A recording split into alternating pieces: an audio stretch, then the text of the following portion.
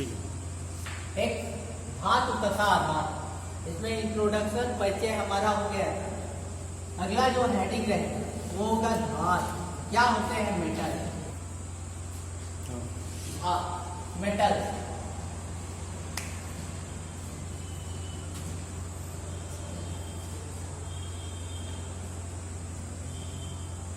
एक अभी तक हमने बताया है कि अभी तक ज्ञात 118 तत्वों में धातुओं की संख्या क्या है? सबसे अधिक है। एस ब्लॉक में भी धातु है, पूरा का पूरा डी ब्लॉक जो है वो भी धातु है।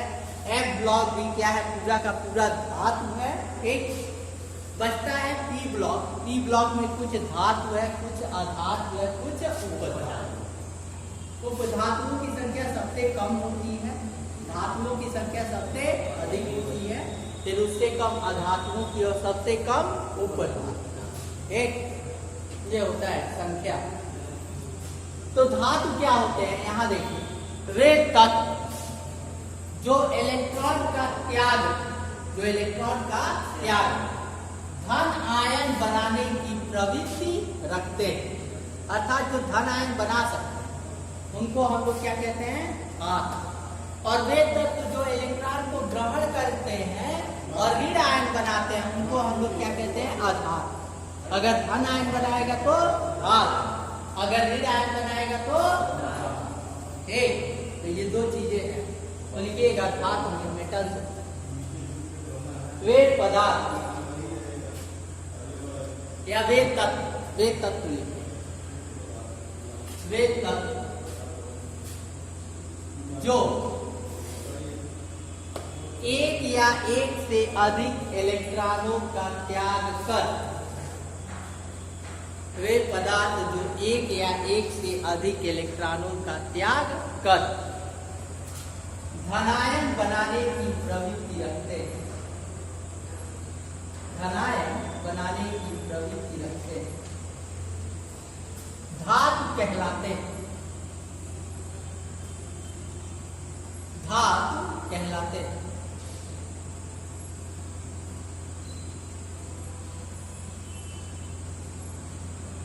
ठीक। अब यहां देखिए, धातु रहेगा तो वो इलेक्ट्रॉन का क्या करेगा? त्याग। और इलेक्ट्रॉन का त्याग करने की वजह से ही वो क्या कहलाते हैं? धातु कहलाते हैं। जैसे है हमारा एग्जाम्पल के लिए सोडियम। सोडियम क्या है? धातु है, और ये इलेक्ट्रॉन का क्या करेगा? त्याग करेगा। और इलेक्ट्रॉन का जितना इलेक्ट्रॉन त्याग करेगा उतना इस पर पॉजिटिव आवेश आएगा। ठीक।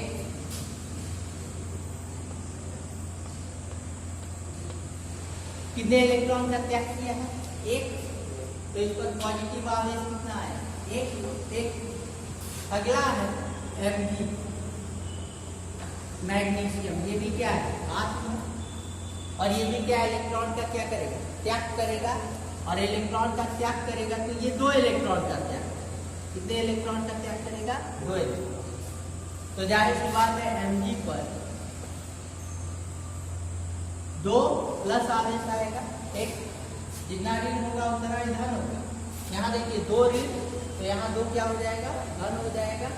एल्यूमिनियम है, Al, एल्यूमिनियम भी हमारा क्या है? धातु। ठीक। और ये जब 3 इलेक्ट्रॉन का त्याग करता है, कितने इलेक्ट्रॉन का? 3।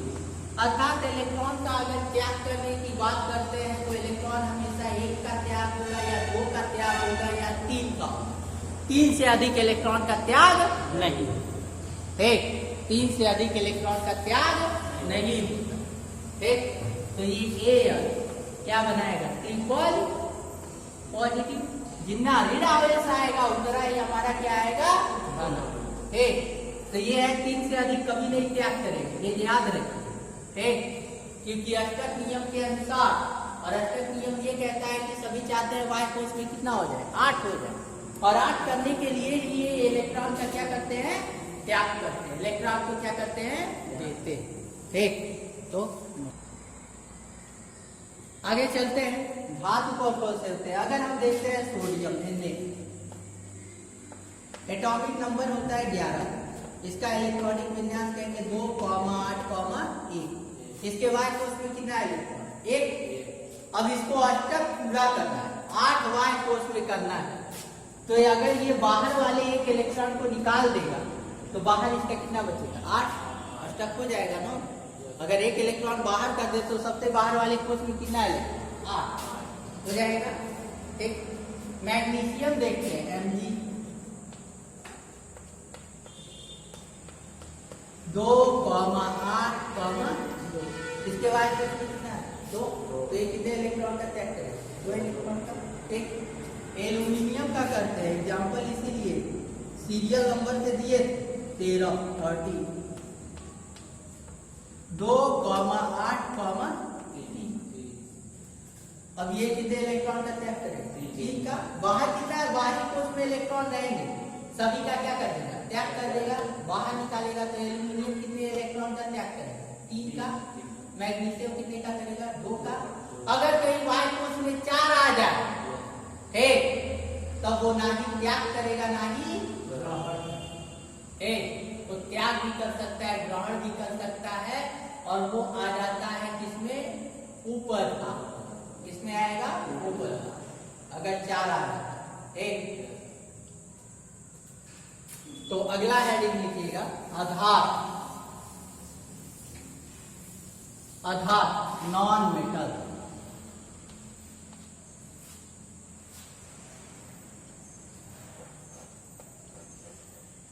नॉन मेटल आधार लिखिए। वे तत्व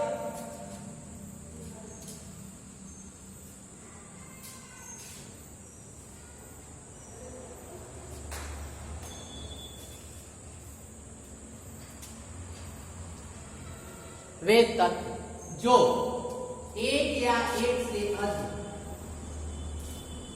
जो एक या एक से अधिक इलेक्ट्रॉनों को ग्रहण कर,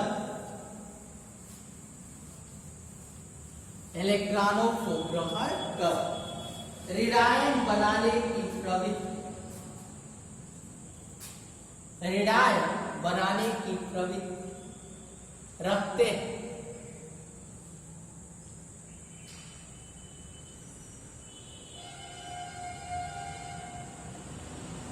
ऋणायन बनाने की प्रवृत्ति रखते हैं, अधातु कहलाते हैं।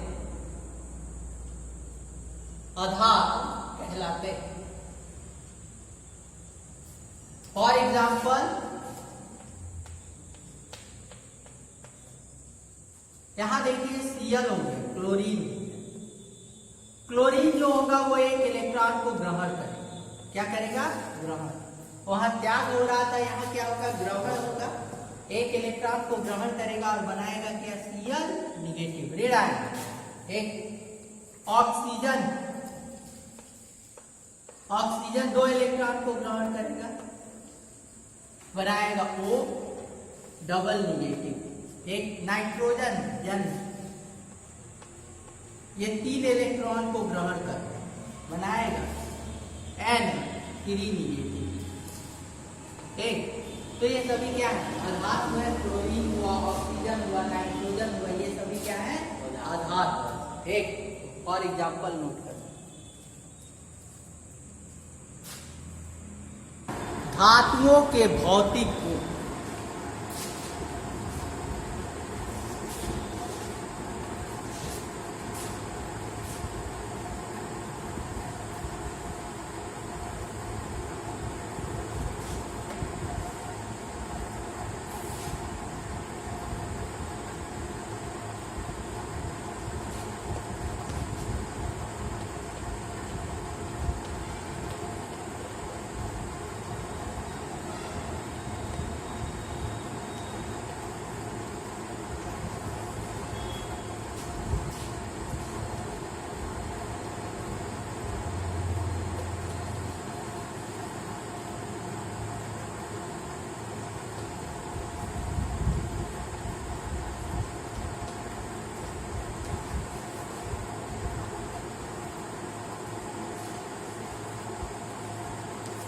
भौतिक फिजिकल प्रॉपर्टी ऑफ मेटल्स।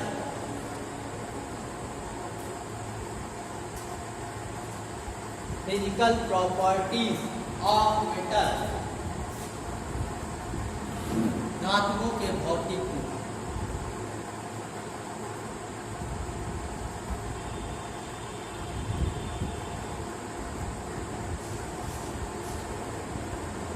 हो गया पहला फर्स्ट,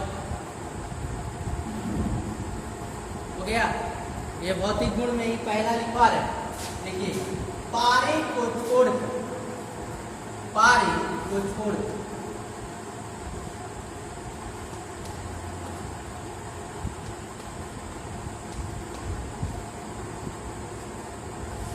पारे को छोड़कर एक, यहां देखो सामान्यतः पर पारा जो होता है वो लिक्विड में, पारे को अगर छोड़ दिया जाए तो जितनी भी धातुएं हैं वो सामान्य अवस्था में किस अवस्था में होती है? ठोस अवस्था। यदि धातुएं होती है सभी क्या होते हैं? ठोस। एक केवल पारा ही एक ऐसा धातु है जो किस फॉर्म में होता है? लिक्विड। एक तो यहाँ लिखिएगा, पारे को छोड़ सभी धातुएं, सभी धातुएं ठोस अवस्था में पाई जाती है।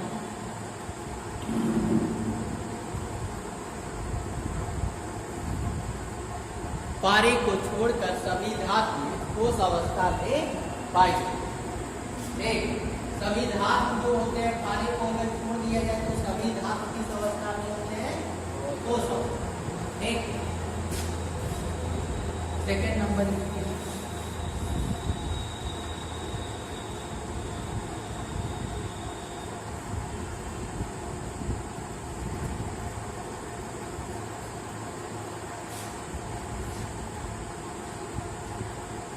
सेकेंड नंबर बोलिए, धातु विद्युत तथा ऊष्मा, धातु विद्युत तथा ऊष्मा के संचालन,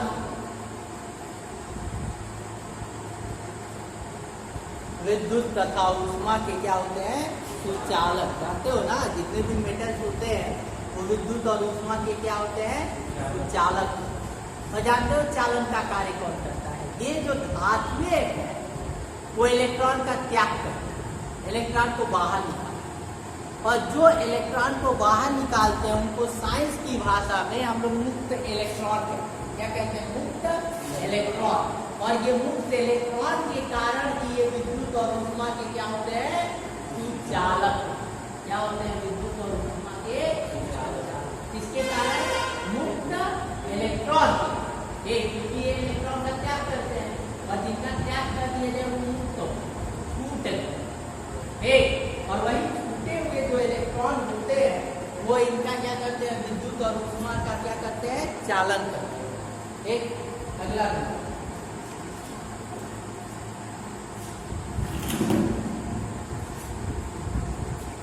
धातुओं, धातुओं में एक विशेष प्रकार, धातुओं में एक विशेष प्रकार चमक होती है।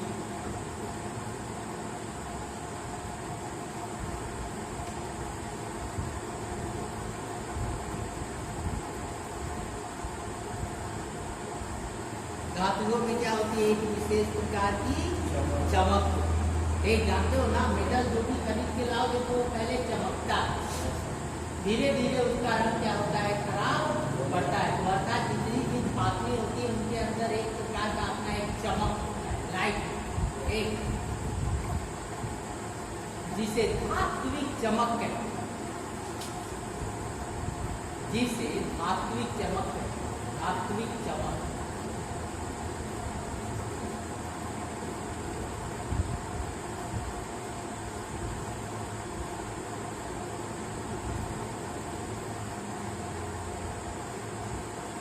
धातुओं में क्या होती है? चमक होती है, जिसको हम लोग क्या कहते हैं? धात्विक चमक। जो भौतिक गुण के अंदर आता है, एक अगला लिखिएगा, थर्ड। दो धातुओं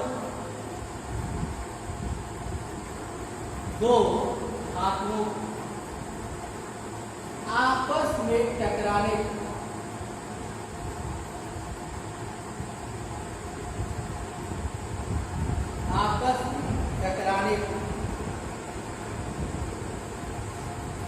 एक टंकार, टंकार, टंकार, टंकार जानते हो अब क्या होता है? जैसे धातु ले लो, दो धातु ले लो, एक दूसरे पर लड़ाएंगे तो कैसे आवाज? टन टन। वही क्या होता है? टंकार। एक जब भी लकड़ी को लकड़ी पर मारोगे तो वो टन टन आवाज नहीं आता है। लेकिन धातु और धातु दोनों मेटल जब है, मेटल और मेटल को जब टकराएंगे तो कैसी आवाज आती है? टंकार। एक टंकार, ध्वनि सुनाई देती,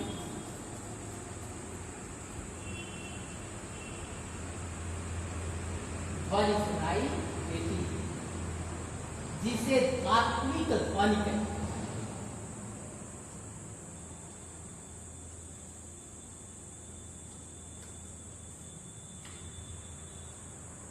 जिसे धात्विक ध्वनि कहते हैं।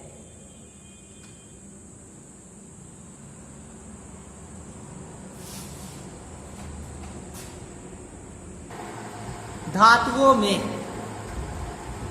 अगला नंबर है, धातुओं में तन्यता का गुण पाया जाता है। धातुओं में तन्यता का गुण पाया जाता है।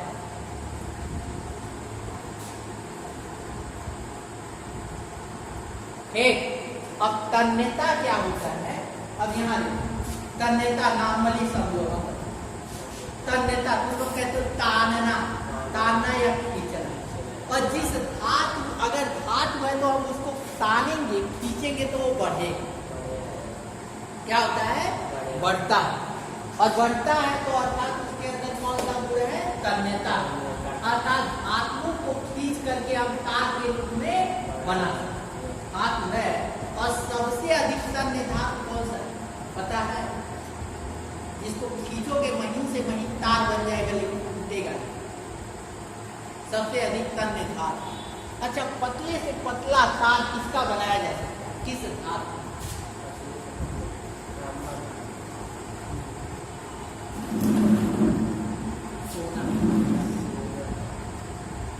1 ग्राम सोने से 1 किलोमीटर लंबा तार खींचा।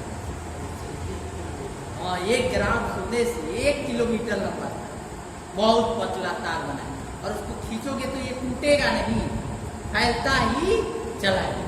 और फैलने के गुण को अर्थात खींचने पर ये तन जाए, खींच जाए, इस क्रिया को ही, इस गुण को ही हम लोग क्या कहते हैं? तन्यता का गुण। एक तो लिखिएगा, धातु में तन्य होते, धातु में तन्यता का गुण पाया जाए।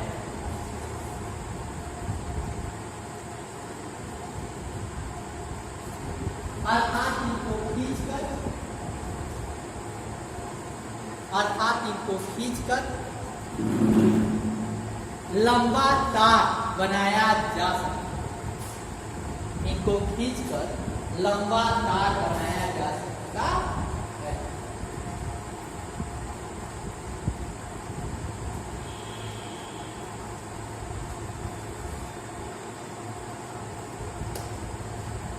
अगला एक तन्यता का मतलब समझ गए ना? सबसे अधिक तन्य धातु कौन सा? आगे लिखो, सबसे अधिक तन्य धातु सोना होता है।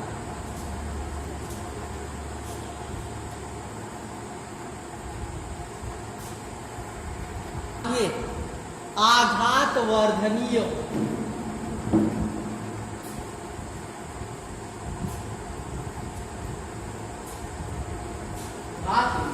आघात वर्धनीय,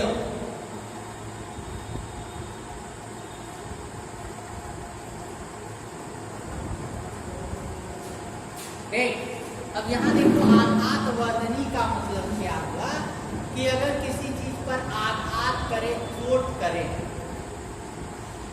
तो यदि वो टूटे न तो आघात वर्धनी, अगर टूट जाए तो आघात वर्धनी नहीं।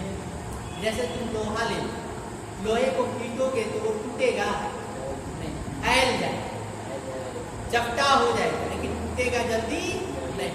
तो अर्थात वो आघात क्या कह रहे हैं? सह ले रहा है तो और लकड़ी है, लकड़ी पे ज्यादा कस के मारोगे वो टूट जाए, चपटा नहीं हो, टूट जाए। लेकिन लोहा क्या है, चपटा हो जाए। और कोई चीज है पीटोगे तो क्या हो जाए, चपटा हो जाएगा। और धातुओं को पीट करके हम चादर के रूप में फैला सकते हैं। इस क्रिया को हम लोग क्या कहते हैं, आघात। एक तो क्या लिखे, धातु आघात वर्धनीय होती है, अर्थात इनको पीट, अर्थात इनको पीट चादरों के रूप में बदला जा सकता, अर्थात इनको पीट कर चादरों के रूप में बदला जा सकता।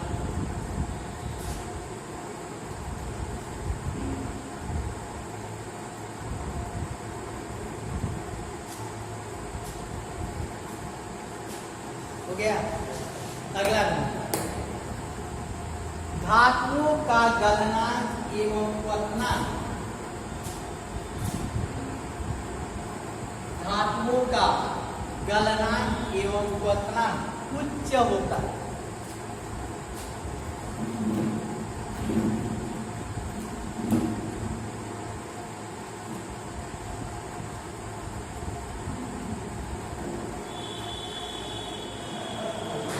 गलनांक एवं क्वथनांक, जल्दी गलेगा नहीं। प्लास्टिक है और कुछ है, गलाओगे जल्दी गल जाएगा, लेकिन धातु जल्दी गलेगा नहीं। अर्थात इसका गलनांक और क्वथनांक क्या होता है, उच्च। आइए एक अगले, धातु का घनत्व, धातुओं का घनत्व अधिक होता है।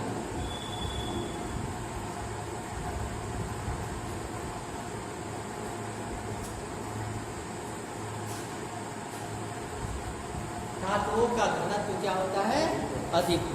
अब यहाँ एक चीज हम बता दें कि ये घनत्व क्या होता है। मान लो कि तुमको ये चेक करना है कि किसका घनत्व अधिक और किसका घनत्व कम हो, तो समान आकार का दो चीज, पहले वाला और दूसरे वाला।